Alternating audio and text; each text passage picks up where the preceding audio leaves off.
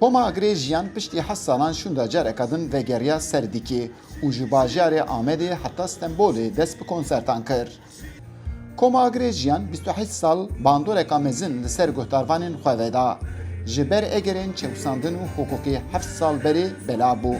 Di qedera wan da jî pênaberî dest pê kir û muzîsyenê wê bêgav man û derketin Ewropayê. Yek ji van jî solîstê Koma Agrêjiyan Alî Geçimlî ye. Ew dema diçe Ewropayê betal namîne û albûma xwe ya şexsî derûst dike. Geçimlî hestê xwe ji dengê Amerîkayê ra watîne ziman. 7 sal berê me Agrêjiyan belav kir ez wê derê li sernavê Alîjiyan min du hep albüm li ser sosyal medya civakî jî me parve kir. Koma Agrêjiyan piştî nabereka dirêj di Newroza 2026 da li Amedê derket pêşberî guhdarvanan û bi keleceneka mezin pêkra strîn. Bajarê Amed pir girîng e ji bo me. Hêstekî pir taybet e bi rastî jî. Ez ê gelekî bi kev xweş bûm ku em dîsa Agrêjiyan anîn bahev û stranê xwe bi gel re parve kir.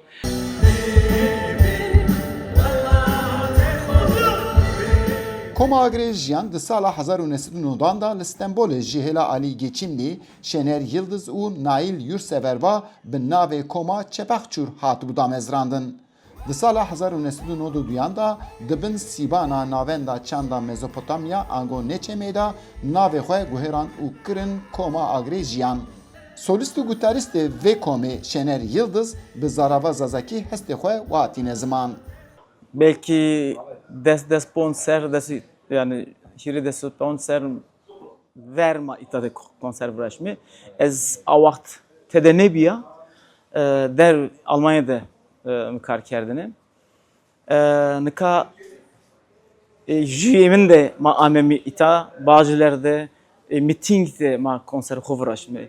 Ahmet Tabarcı di sala 1998 da beşdarî Koma Agrêjiyan dibe. Ew dibêje pêdiviyek ku Agrêjiyan gunda nebe. Lê ew bû nêzîkî 2 sal dîsa me Agrêjiyan piştîka me heme hatin diasporayê Ewropa. Me kom dîsa ji ber ku êdî heme heval li Ewropa bûn. Em gihîştin hevdû me got Agrêjiyan kedek bi rastî jî mezin in.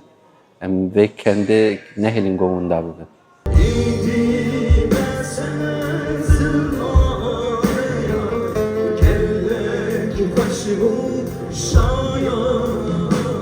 Eyüp Demir, Denge Amerika, İstanbul.